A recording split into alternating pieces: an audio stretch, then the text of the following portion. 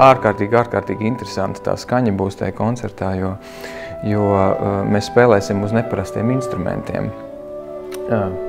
Šis te instruments ir kopija apmēram no 1750. gada Vīnes laika klarnete, tāda, kāda bija apmēram Mocarta laikā. Viņu izgatavoja mans meistars Holandē, man bija 2 gadi viņa jāgaida.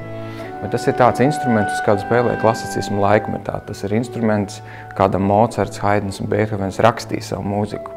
Un tas instruments atšķirās no mūsdienu klarnetes diezgan ievērojami. Ja mēs redzam, ka tas gan krāsa viņam ir cita, gan galvenokārt arī tas, ka viņa, protams, mūsdienu klarnetei mēlīt piestiprina ar metāla skrūvi un senlaicīgam instrumentam tas ir maza virvīte.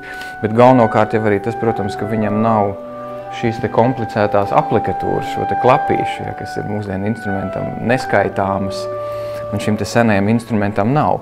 Un kas tad notiek, tā ka viņu nav un tā ka viņas ir, mūsdienu instruments ir veidots ārkārtīgi līdzens, lai visas notas skanētu pēc iespējas vienādi.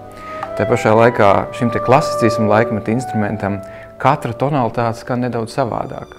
Un tā, ka uz viņu spēlē Mocarts, un tur, piemēram, skaņdarbs, kas ir lā mažorā, tā kā mēs spēlēsim Mocarta klarnetes kvintetu, un pēkšņi tur ir lā minors, vai tur ir fadiez minors. Viņš ārkārtīgi atšķirās tieši krāsas ziņā. Un uz šī te instrumenta var šīs te visas krāsas parādīt. Viņš ir ārkārtīgi ekspresīvs.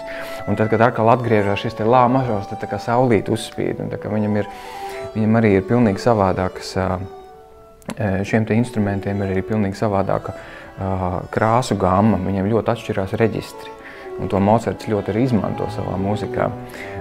Teiksim, šis te klarīno reģistrs, kas ir tas klarnetes darba reģistrs, 2. oktāva, 3. oktāva, viņš ir ārkārtīgi silts, viņš ir gaišs.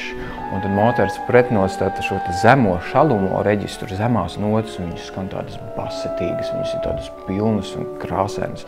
Un šos te reģistra maiņas viņš šajā skaņdarbā arī izmanto. Un mēs spēlēsim arī Mocarta kvintetu uz zarnu stīgām, jo zarnu stīgas arī viņam ir šis te siltais tembrs un netik skaļais, netik piesātinātais tembrs, kas ļoti labi iet kopā ar šo te seno instrumentu. Un otrā skaņdarbā Brāhms kvintetā es ņemšu atkal šo te moderno klarneti, kas man palīdzēs daudz vieglāk izpaust šo te smeldzi un dziļumu, kas ir šajā mūzikā. Mēs spēlēsim 2 ārkārtīgi skaistus skaņdarbus. Mēs spēlēsim Mocarta un Brāhms klarnetes kvintetus. Šie ir ne tikai viena no skaistākajiem skaņdarbiem, kas ir vispār rakstīti klarnetē, bet tie ir viena no skaistākajiem kamermūzikas skaņdarbiem kopā. Pāris gadus atpakaļ Kanādas raidorganizācija veica tādu aptauju, un viņi saviem klausītājiem jautāja, kas ir visskaistākais skaņdarbs, kāds jebkad ir sarakstīts. Un pirmajā vietā bija Mocarta klarnetes kvinteta 2. daļa. Tas ir vienkārši tik pārpasaulīgs skaņdarbs, tur ir tāda pārpasaulīga mūzika, ka viņš ir sarakstīts pašā Mocarta dzīves 2. pusē, pašās beigās, un tur ir ne tikai tas briedums, kas ir tam komponistam, ne tikai tā tehnikas meistarība, kas ir sasniegta, bet arī pilnīgi varētu teikt tādas nākošās pasaules nojautas, ja, kas ir tādas pilnīgi tādas debešķīga mūzika. Un jāsaka, Brāhmsam, kurš sarakstīja savu klarnetes kvintetu 100 gadus vēlāk, viņš ir ārkārtīgi vilcis šīs te paralēles Mocarta skaņdarbam. Viņam ir ļoti līdzīga pieeja, gan tajā, ka klarnete nav kā solo instruments šajā grupā, kā tas ir bijis, teiksim, tajos laikmetos pirms tam, ka, teiksim, Stīgs tur spēlētu umpā pavadījumu, bet tas nav tas gadījums, ka visi instrumenti ir vienlīdzīgi, un līdz ar to viss šī te polifonā struktūra skaņdarbā, šīs te dažādās krāsas, ka altam pēkšņi ir solo un klarnete ir pavadījumā zemu kopā ar čelu, tas ir ārkārtīgi neparasti un ļoti dažādas tās krāsas un ļoti interesanti klausīties un interesanti spēlēt. Un arī Brāhmsam tas tāpatās ir tajā skaņdarbā, un viņš izmanto šīs te krāsas arī ar surdinētām stīgām. Tā kā ļoti krāsaina, ļoti skaista mūzika. Štadlers bija tas klarnetists, kas bija Mocartam tuvs draugs, un viņš iepazīstināja Mocartu ar klarnetu, un Mocarts arī iemīlēja šo Štadlera klarnetu. Un Štadleram viņš ir visus savus darbus arī sarakstījis, gan klarnetes trio, gan klarnetes kvintetu, gan arī koncertu. Un Stadleram bija ārkārtīgi daudz panākumu ar šo te koncertu, vispirms ar klarnetes koncertu.